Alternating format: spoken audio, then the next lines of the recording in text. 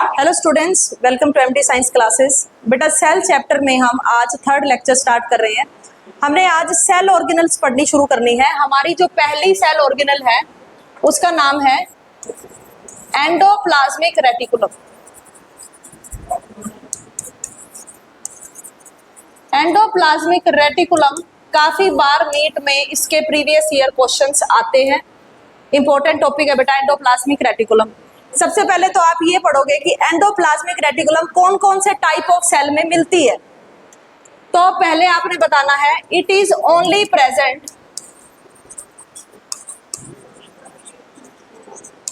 Present in eukaryotic cell. केवल और केवल किस में मिलेगी ये? यूकैरियोटिक सेल में मिलेगी। उसमें भी एक्सेप्शन है, जैसे कि एक्सेप्ट क्या है? Mammalian RBC. क्या है? मैमिलियन आरबीसी, यानी कि हमारा जो आरबीसी होता है ना उसके अंदर एंडोप्लाज्मिक रेटिकुलम प्रेजेंट नहीं होती। हालांकि यूकैरियोट सेल है फिर भी। दूसरा आप पॉइंट याद करोगे कि ये सिंगल मेम्ब्रेन ऑर्गेनल है। सिंगल मेम्ब्रेन ऑर्गेनल का मतलब क्या हुआ कि इसकी एक ही मेम्ब्रेन होती है। कोई सिंगल मेम्ब्रेन होगा, कोई डबल मेम्ब्रेन होगा, और ये क्या है? ये सिंगल मेम्ब्रेन ऑर्गेनल है। उसके बाद आपने याद रखना है बेटा कि जो एंडोप्लाज्मिक रेटिकुलम है वो एक तरफ से तो प्लाज्मा मेम्ब्रेन के साथ कनेक्ट होती है और दूसरी तरफ से न्यूक्लियर मेम्ब्रेन के साथ कनेक्ट होती है। So it is connected to plasma membrane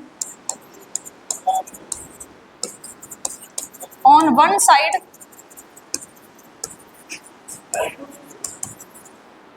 and nuclear membrane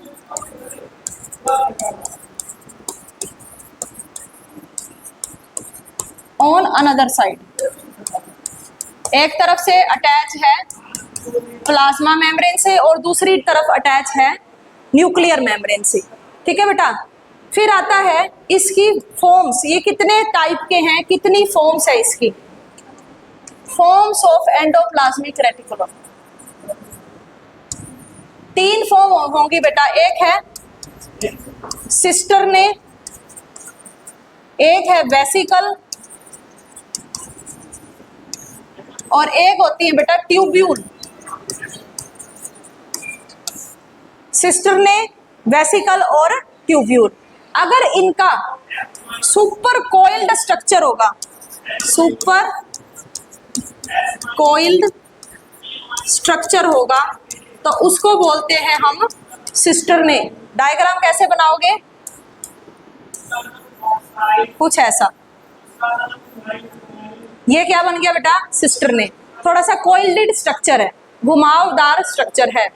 उसके बाद वेसिकल में क्या होगा? Spherical structure. Spherical structure. इसमें कैसा डायग्राम बनाओगे? इस तरह से। ये हो गया स्फेरिकल। तीसरा क्या है? Tubule, tube like structure. Tube like structure. इसमें क्या बना दोगे? इसमें आप ट्यूब बना दो ऐसे। समझ में आया बेटा? तो ये आपको तीनों फॉर्म में मिल सकते हैं सेल में। कहीं कहीं पर तो सिस्टर्नी की फॉर्म में मिलेगा, कहीं पर वेसिकल की फॉर्म में मिलेगा, कहीं पर ट्यूब्यूल की फॉर्म में मिलेगा। कोइल्डेड स्ट्रक्चर है तो सिस्टर्ने, गोल है तो वेसिकल और ट्यूब जैसा है तो ट्यूब्यूल। अब इन तीनों में भी 2 टाइप होती है। ये तो फॉर्म थी, अब आती है टाइप। तो टाइप इसकी 2 है, रफ एंडोप्लाज्मिक रेटिकुलम और स्मूथ एंडोप्लाज्मिक रेटिकुलम, RER और SCR। RER को रफ एंडोप्लाज्मिक रेटिकुलम क्यों बोलते हैं? क्योंकि इसका सरफेस रफ है। क्यों? क्योंकि इसके ऊपर राइबोसोम प्रेजेंट होते हैं। यानी कि आपने बोलना है its surface is rough due to presence of ribosome. Due to presence of ribosome. Ribosomes होने की वजह से इनके जो सरफेस है इनका वो रफ होता है। स्मूथ में क्या बोलोगे? Its surface is smooth due to absence of ribosomes. समझ में आया बेटा? राइबोसोम्स होंगे तो वो RER है, राइबोसोम्स नहीं है तो वो SER है। अब आता है इनका फंक्शन, क्या फंक्शन है इनका? तो फंक्शन याद करना है आपको। ये तो प्रोटीन बनाते हैं जो RER है, it is responsible for protein synthesis. बेटा जहां पर भी राइबोसोम शब्द आ जाए ना, याद कर लो राइबोसोम प्रोटीन ही बनाते हैं, चाहे वो सेल के किसी भी पार्ट में प्रेजेंट हो। जैसे जब आप सेल ब्रेन के स्ट्रक्चर के बारे में पढ़ते हो, वहां के सेल को बोलते हैं न्यूरॉन, नर्व सेल, उसमें भी राइबोसोम होते हैं, तो क्या बनाते हैं? प्रोटीन। तो कहने का मतलब है RER is responsible for the synthesis of protein, और SER क्या बनाएगा? Fat. It is responsible for lipid synthesis. Lipid synthesis करने वाला SCR और प्रोटीन सिंथेसिस करने वाला RER। तो ये हो गए इसके दो टाइप। अब जो मैंने ये डायग्राम करवाया था तुम्हें, इसमें भी ऐसा हो सकता है बेटा, अगर तो यहाँ इस तरह से ये लगे हुए हैं डॉट जैसे स्ट्रक्चर, तो ये तो हो गया RER वाला पोर्शन, और अगर नहीं लगे हुए तो ये SCR वाला। ऐसे ही अगर वेसिकल के ऊपर भी लगे हुए हैं ऐसे, तो ये RER की वेसिकल है, और नहीं लगे हुए तो ये SCR की वेसिकल है। मतलब ये लग भी सकते हैं और नहीं भी लग सकते। तो तुम्हें पहचानना है कि RER की सिस्टरनी है या SCR की है, ये RER का वेसिकल है या SCR का। ये डॉट लगे हो तो RER की वेसिकल है, ना लगे हो तो SCR की है। ये डॉट लगे हैं तो RER की ट्यूब्यूल है, और ना लगे हो तो SCR की ट्यूब्यूल है। सिंपल है। उसके बाद आता है बेटा इसके फंक्शंस। तो चलो इसके फंक्शंस भी पढ़ते हैं वन बाय वन। देखो बच्चों, पहले तो ये डायग्राम देखो। इस डायग्राम में आप क्लियरली देख रहे हो, ये है न्यूक्लियर मेम्ब्रेन। एक सेकेंड, ये जो है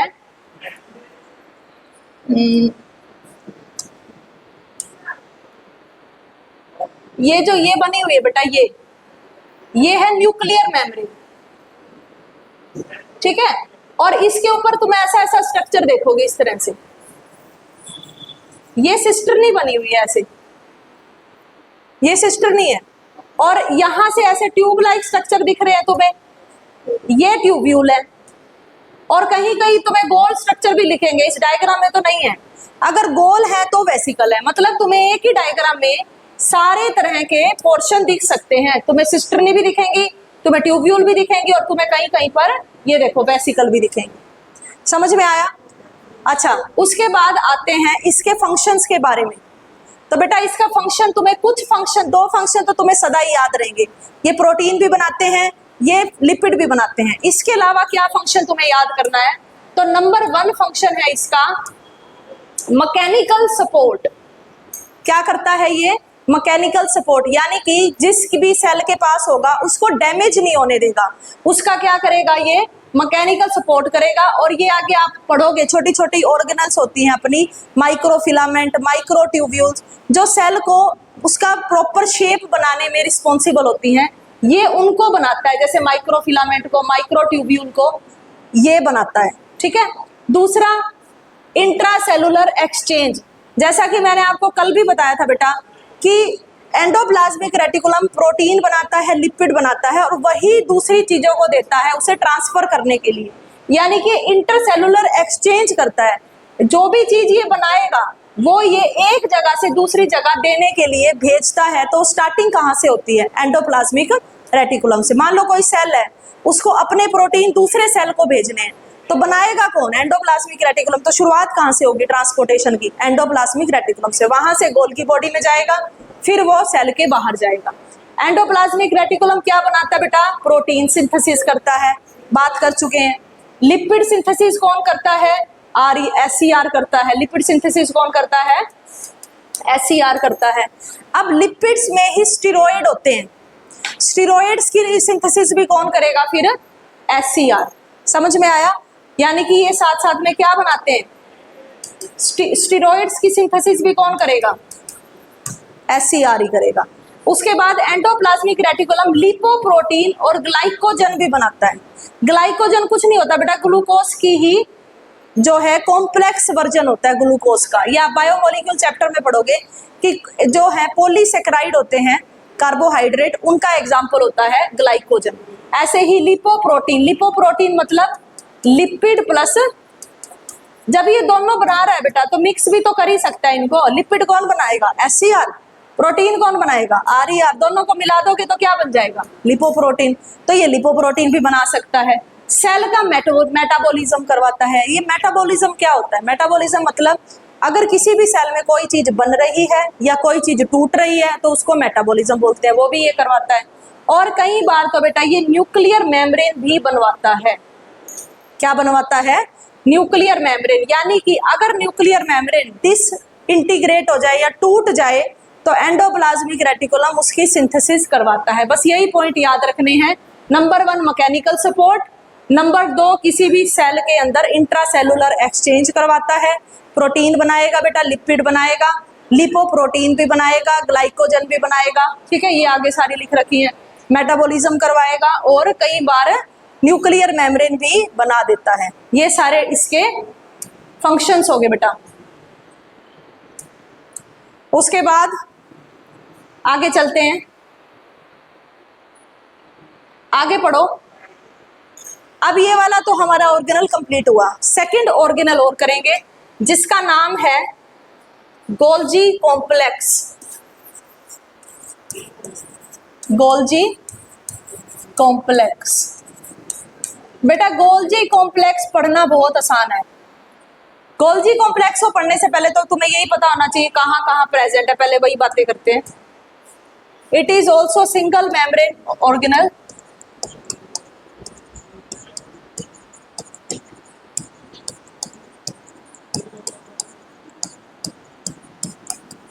present in eukaryotes,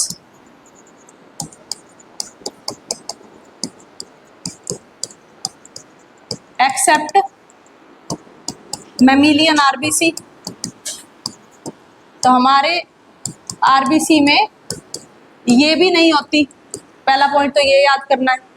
दूसरा बेटा इसको ना, इसकी भी तीनों फॉर्म्स है। It also occurs in 3 forms.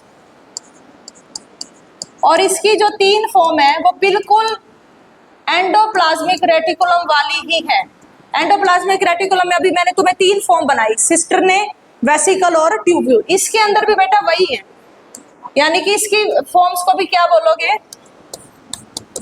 अब चाहे तुम इसका डायग्राम ना बनाओ, अब तुम्हें याद तो हो ही गया है। इसकी तीनों फॉर्म का भी नाम क्या है? सिस्टरने, वेसिकल और ट्यूब्यूल। अगर इस तरह से कॉइल्ड स्ट्रक्चर होगा तो सिस्टरने, गोल होगा तो वेसिकल और ट्यूब जैसा होगा तो ट्यूब्यूल। तो इसके अंदर भी ये तीनों फॉर्म्स मिलेंगी। अच्छा, ये जो है यूकैरियोट में मिलेगा और मैमिलियन आरबीसी में नहीं मिलेगा। अब इसका काम क्या है वो सुनो। इसके काम क्या है? It act as middleman. Middleman to deliver material to the target site।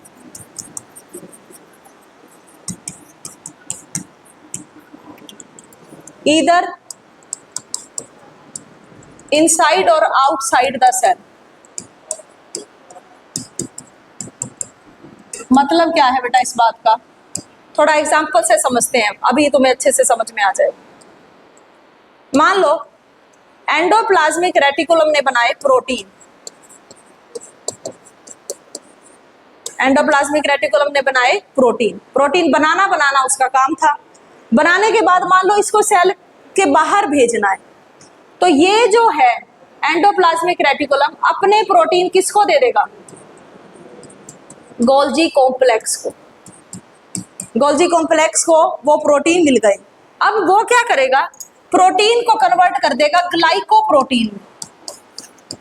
ताकि वो और भी स्टेबल हो सके।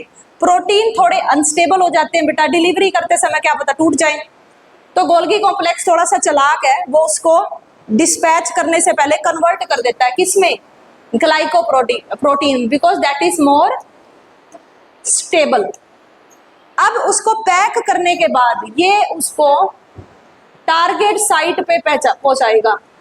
वो टारगेट साइट सेल के अंदर भी हो सकती है और अनदर सेल भी हो सकती है, इनसाइड सेल भी हो सकती है और अनदर सेल भी हो सकती है। क्या पता वो सेल के बाहर जरूरत हो उस प्रोटीन की, क्या पता सेल के अंदर ही जरूरत हो, कहीं पर भी जो टारगेट साइट है वहां पर गोल्गी कॉम्प्लेक्स ने उसको पहुंचाया है। जैसे आपने मान लो कोई चीज बेटा अमेज़न से ऑर्डर करी, पहले तो वो तुम्हारे होम टाउन पे आएगी, वहां से डिलीवरी एजेंट उस चीज को पिक करेंगे और तुम्हारे घर पर पहुंचा देंगे। तो यहाँ पर डिलीवरी एजेंट ने मिडल मैन का काम किया है, क्योंकि आपने ऑर्डर उससे नहीं किया था, आपने ऑर्डर तो अमेज़न से किया है। अमेज़न वालों ने वो सामान आपके घर पे नहीं पहुंचाया, उसने आपके होम टाउन में पहुंचाया है। आपके होम टाउन में बहुत सारे डिलीवरी एजेंट हायर्ड हैं, वो डिलीवरी एजेंट आपके घर तक उस सामान को पहुंचाएंगे। जैसे डिलीवरी एजेंट ने मिडल मैन का काम किया, चीजों को पैक चीजों को अपने पास पहुंचाया है, वैसे ही गोल्गी कॉम्प्लेक्स क्या करती है, एंडोप्लाज्मिक रेटिकुलम से जो भी चीज बनी है उसको टारगेट ऑडियंस तक या टारगेट साइट तक लेकर जाती है। तो ये भी क्या हुआ बेटा यहाँ पर, ये भी यहाँ पर मिडल मैन ही हुआ, क्योंकि इसने प्रोटीन बनाए नहीं है, इसने प्रोटीन पैक किए हैं, डिस्पैच किए हैं to the target site. It can be inside the cell, it can be outside the cell. ठीक है बेटा, एक और एग्जांपल देखो, ऐसे ही जैसे प्रोटीन बना रही है ऐसे ही लिपिड भी आप लिख सकते हो। दूसरा क्या लिखोगे, लिपिड कौन बनाता है, एससीआर। लिपिड को फिर ये भेज देगा गोल्गी कॉम्प्लेक्स के पास, वहां जाकर क्या बनेगा, ग्लाइको लिपिड्स। फिर वही बात, लिपिड थोड़े अनस्टेबल होते हैं, glycolipids are more stable, that's why यहाँ आ गया। ग्लाइको लिपिड के बाद फिर एंडोप्लाज्मिक रेटिकुलम उसे कहाँ भेज देगा, टारगेट साइट के पास। अब आपको एक और बात याद रखनी है, जो ग्लाइको कॉम्प्लेक्स होते हैं ना उसके दो फेस होते हैं, सिस फेस और ट्रांस फेस। कौन कौन सा फेस है, एक है सिस और एक है ट्रांस। तुमने याद रखना है जिस फेस से उसने चीजें ली है, रिसीव की हैं, उस फेस को बोलते हैं सिस फेस। मतलब when any Golgi complex receive any material from the endoplasmic reticulum, this phase is known as cis face. जहां से रिसीव करता है वो सिस फेस होता है, जहां से भेजता है वो ट्रांस फेज होता है। मतलब किसी चीज को जब वो खुद लेता है, कैप्चर करता है, ऑब्टेन करता है, वो फेज होता है सिस फेज। और जो दूसरा फेज है जिससे वो चीजों को ट्रांसपोर्ट कर रहा है, रिसीव, उसे क्या बोलेंगे, ट्रांस फेज। समझ में आया बेटा, इस बात को लिख लो। एक इसका क्या है, सिस फेज, एक इसका क्या है, ट्रांस फेज। सिस फेज से क्या करता है, it receive any material through cis face. चीजों को रिसीव करता है सिस फेस से और चीजों को ट्रांसपोर्ट करेगा। ट्रांस से याद कर लो बेटा, ट्रांस के पीछे पोर्ट ही तो लगाना है। ट्रांस का मतलब it transport any material to target site by trans face. समझ में आया बेटा। अब इसके फंक्शंस देखो, फिर ये हमारा टॉपिक कंप्लीट होगा।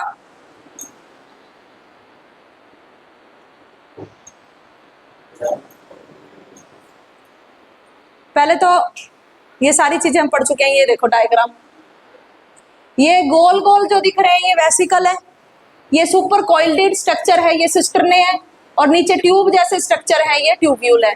जिस जगह से ये चीजों को लेते हैं उसको सिस फेस बोलते हैं, जहां से चीजों को भेजेंगे उसको ट्रांसफेज बोलते हैं। दो फेज हो गए, सिस फेज और ट्रांसफेज। देखो ये सिस्टर नहीं दिखा रखी है, देखो कैसे कोइल्डेड फॉर्म में, ठीक है। उसके बाद let's talk about their functions.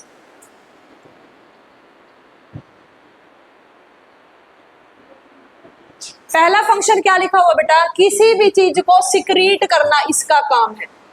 मतलब कोई भी चीज सिक्रीट है, ज्यादातर तो ये ग्लाइकोप्रोटीन और ग्लाइकोलिपिड सिक्रीट करते हैं, जैसा मैंने आपको अभी थोड़ी देर पहले समझाया भी है। भाई प्रोटीन बनाना तो एंडोप्लाज्मिक रेटिकुलम का काम है, ये उसको ग्लाइकोप्रोटीन में कन्वर्ट कर देगा। लिपिड है तो उसको ग्लाइकोलिपिड में कन्वर्ट कर देगा। तो ये क्या करता है बेटा, कोई भी चीज जो एंडोप्लाज्मिक रेटिकुलम से लेता है ना, कौन से फेज से लेता है, सिस फेज से। ये एमसीक्यू में भी आता है बेटा कि गोल्गी कॉम्प्लेक्स का कौन सा पोर्शन है जो चीजें ट्रांसपोर्ट करता है, सिस फेज करेगा। उसके बाद ही उसको मॉडिफाई करेगा। जैसे प्रोटीन को किस में कर देगा, ग्लाइकोप्रोटीन में। लिपिड को किस में कर देगा, ग्लाइकोलिपिड में। फिर उसको जहां पर भी भेजना है वहां पर भेज देगा। दूसरा कहता है इसको middle man of the cell बोलते हैं। Why they are known as middle man, because they will pack and dispatch anything that they receive from others, और फिर उसको वो दूसरी जगह भेज देगा। ठीक है बेटा, आगे देखो, ये वही बातें लिखी हुई हैं जो मैंने आपको समझा दी हैं। नेक्स्ट क्या है, फॉर्मेशन ऑफ लाइसोसोम। अगली ऑर्गेनेल है अपनी लाइसोसोम। लाइसोसोम को सुसाइडल बैग बोलते हैं बेटा। किसी भी चीज को, डैमेज्ड चीज को खत्म करना लाइसोसोम का काम होता है। और लाइसोसोम को कौन बनाता है, गोल्जी बॉडी। ये भी क्वेश्चन आया हुआ है प्रीवियस ईयर्स में कि कौन सी ऑर्गेनेल लाइसोसोम को बनाती है, कौन बनाएगा, ग्लाइको कॉम्प्लेक्स या ये गोल्गी कॉम्प्लेक्स। सेल वॉल को कौन बनाता है, गोल्गी कॉम्प्लेक्स। सेल प्लेट को कौन बनाता है, गोल्गी कॉम्प्लेक्स। यानी कि किस किस को बना रहा है ये, सेल वॉल को। सेल प्लेट आप माइटोसिस वाला चैप्टर पढ़ोगे ना अभी, सेल माइटोसिस मियोसिस। प्लांट के अंदर जब सेल में माइटोसिस मियोसिस होती है तो सेल प्लेट से ही 1 से 2 सेल बनते हैं। ठीक है, ये प्लांट सेल में बनती है सिर्फ। सेल वॉल भी किस में होती है, प्लांट में। सेल प्लेट भी कहाँ बनेगी, प्लांट में। ठीक है, और एक ये क्या बनाएगा, लाइसोसोम। ये 3 चीजें भी बनाना इसी का काम हो जाता है। आखिरी जब स्पर्म बनते हैं तो स्पर्म के ऊपर एक एक्रोसोम नाम की कवरिंग होती है, जिसकी वजह से स्पर्म डैमेज नहीं होते। तो वो भी गोल्गी कॉम्प्लेक्स की ही बनी होती है। ठीक है बेटा, तो यहाँ तक हमने पढ़ लिया है। यहाँ तक आप रिवाइज कर लेना, इसके क्वेश्चंस आप जरूर प्रैक्टिस करें। बाकी हम कल करेंगे। Thank you so much.